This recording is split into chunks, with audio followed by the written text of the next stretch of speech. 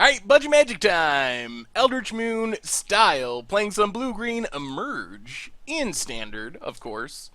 And this hand's pretty reasonable. We got some things to make tokens, a finisher in Decimator, and a Duskwatch for value.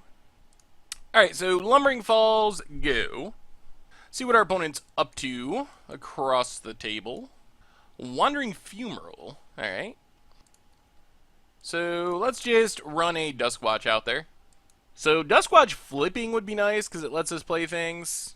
Also, untap land would be fine for Sky Spawner. Otherwise, we might be taking next turn off.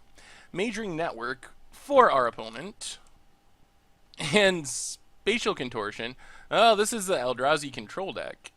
Alright, let's see what we draw here. Elder Deep Fiend. Well, unfortunately, that tap land is going to punish us a bit. Shrine of the Forsaken Gods for our opponent. Well, let's just Sky Spawner. And our opponent counters it. Yeah, I don't know how this is going to go against control.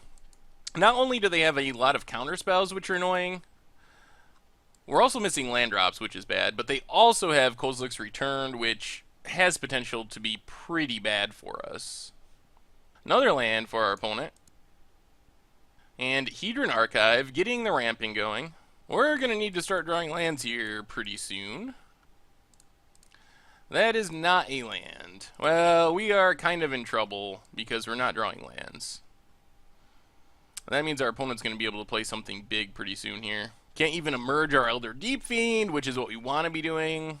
So we get to look at the top four, grab a creature. Opponent plays an island. And plays a Jace, scries, and draws. Passes the turn. We get a forest finally. So let's get in at Jace. And now what? Let's just pass. See what our opponent does. We have the ability to emerge our Elder Deep Fiend. They're going to scry and draw with Jace. Plays another Majoring Network. Plays a Hedron Archive. And passes. Well, let's emerge the Elder Deep Fiend. Get a 3-2. Tap down our opponent. See if our opponent has a counter. Hopefully no. Alright, they're going to store up some mana. But not store up mana on that one. Interesting. Alright, we get a tap land. What's our best bet here? They could very well have a huge Eldrazi coming down. Let's play Woodland Stream. And I think we got to kill this Jace. So send both at Jace. Kill the Jace. So Jace down. And then just play an Eyeless Watcher. Well, we're also getting to the point where our opponent might just time themselves out. So far, we have used exactly 3 minutes, and our opponent is 15 seconds away from 10 minutes. Alright, so we get our Eyeless Watcher, get some tokens, and basically just put our opponent to the test. So they need something really good this turn to not die to Decimator next turn. What do they have? Alright, they get a Ulamog. See what they exile. They go with land in Elder Deep Fiend. And a tap land. So if we Decimator, we don't really get in that much damage here. So let's go Deathcap Cultivator, Deathcap Cultivator, and pass the turn. Hope that our opponent does not have Kozilek's Return. That's a card that really wrecks us. And then, hopefully, next turn we get the win with Decimator, is the idea. Kozilek's Return is just game over. Chandra is also pretty much game over. Opponent takes it down. Wipes our board. So yeah, we're pretty much just dead. Opponent said they're lagging really badly. So maybe that's why they're playing amazingly slow. It's not really their fault, but more Modo. Or their internet connection. Alright, we're just going to scoop it up and not let our opponent see our deck. So, I think we need negates pretty much for sure. Probably Summary Dismissal, and maybe some Imprison in the Moons. An Evolutionary Leap is also interesting. The question is, how much can we really cut? Because we need our creatures for the actual kill with Decimator, and for Deep Fiend. The downside is, all of our stuff does get got by Kozilek's Return, which is pretty bad.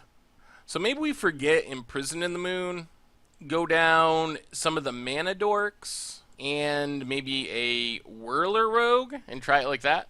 Alright, game 2 against Blue-Red Eldrazi Control. We'll play first, and...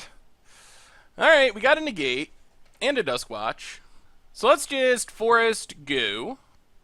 Fumarole for our opponent. Well, Island and Duskwatch. Pass the turn. Majoring Network for our opponent.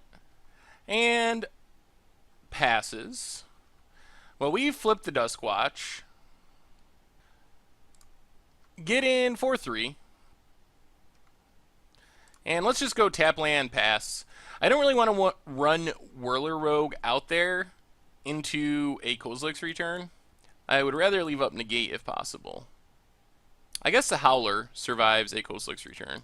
Opponent passes. Well, we get a Yavimaya Coast.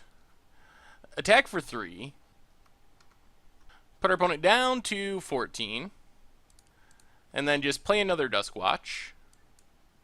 Pass the turn. Still don't really want to slam the Whirler Rogue. Plus we can activate Duskwatch. Shrine for our opponent. And Archive. Alright, let's let that go and just activate our Duskwatch. And whiff! Oh my god. We have so many creatures in this deck. That's annoying. I was not expecting a whiff there. Alright. Well, I think we're kind of in okay shape, even with the whiff. Woodland Stream. Alright, let's get in with both. Put our opponent down to 9. The other Duskwatch is going to flip. So this would cost 5? Minus sacking a Duskwatch. Well, let's just go Sanctum of Ugin and Whirler Rogue, which technically gives us lethal next turn. So let's see what our opponent has. If we had one more blue mana, we could have Elder Deep Fiend right away off the Whirler Rogue, which would have been really sweet. Tap land. If this is Chandra, yeah, negate should just win us the game. Sweet. Alright, so being on the play definitely helps. Unfortunately, we're going to be in the draw here in game number 3. But that went much better. Alright, run it back. Alright, game 3, and I guess this is fine. See what kind of hand our opponent has. Woodland Stream, go. This hand does get blown out pretty heartily by Kozilek's Return. Well, let's just Island and Leaf Gilder. Pass the turn. And Fiery Impulse. It takes it down. Well, it does slow us down a little bit. Tap land for our opponent. And passes. Alright, let's just Island and Foul Emissary. Get to search up a creature from our top 4. Looks like a Duskwatch. Our only option. Alright, put the rest to the bottom and pass the turn. Another Fiery Impulse. Well, our opponent has all the removal, and we don't have any negates. They are down on cards, but if they can just land into Hedron Archive, into... Opponent has a Thought Knot. A bit annoying. What do they take? Alright, they go with our big finisher. Understandably. We get a Westfall Abbey, and I guess we are just going to... Eyeless Watcher or Whirler Rogue? I guess Whirler Rogue is probably better in this scenario. So we get a couple of tokens. And pass the turn, still dreading Kozilek's return. Opponent, are they going to attack? I think we take it and attack back if they do. Alright, opponent gets in with Thought Knot. Down to 16. And passes. Now we get Sanctum of Ugin. Get in 4/4.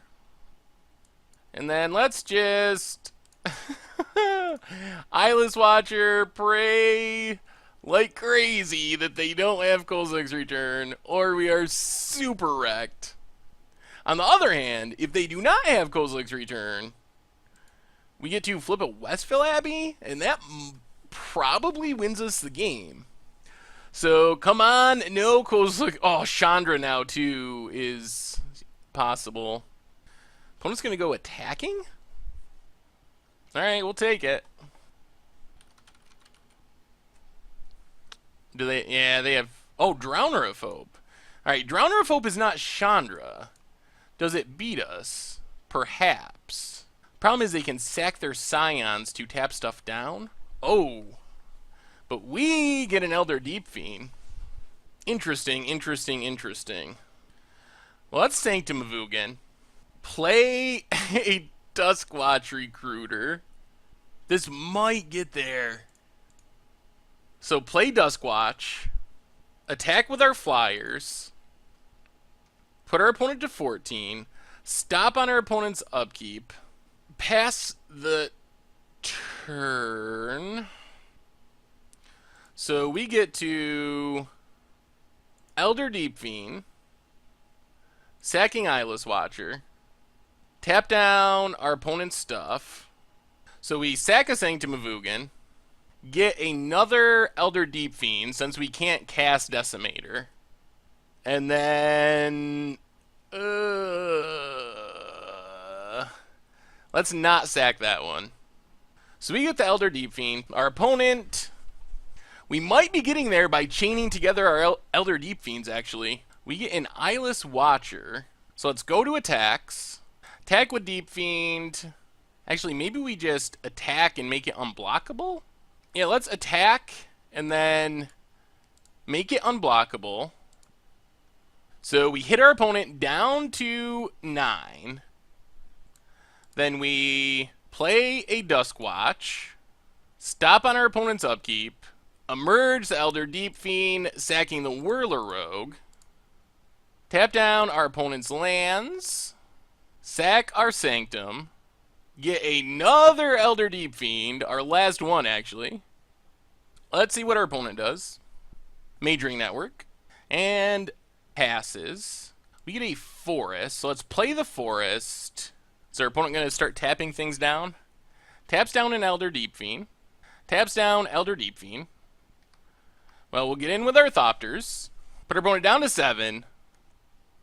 Stop on our opponent's upkeep. Uh-oh. Are they going to store up some mana? I think the chain of Elder Deep Fiends might be getting us past this control deck. So let's... Ooh. Duskwatch flips. Duskwatch flips. Elder Deep Fiend. We can emerge sacking a Duskwatch. Yeah, emerge sacking a Duskwatch. Tap down our opponent's lands. Uh-oh. What do they have? Are they going to counter it? Opponent's adding a bunch of mana. Do they have something they can do at instant speed? Alright, they Clash of Wills to counter our Duskwatch. I think that's fine, unless they can make more Scions for this Drowner of Hope. Because now we can flip this Westville Abbey, and that should seal the deal. Whoo! Well, that's what Elder Deep Fiend can do. Oh, that was so good. This felt like a hard matchup too, but we just chained them together. The combo of being able to search up more Elder Deep Fiends with Sanctum was pretty devastating. We just time-walked our opponent right out of the game. So good. And that's the GG's from the opponent. Sweet. Opponent gets in with their Drowner of Hope. Sure, we drop down to 7. So let's just do some attacking. And that should do it. And sweet. Elder Deep Fiend is a real card.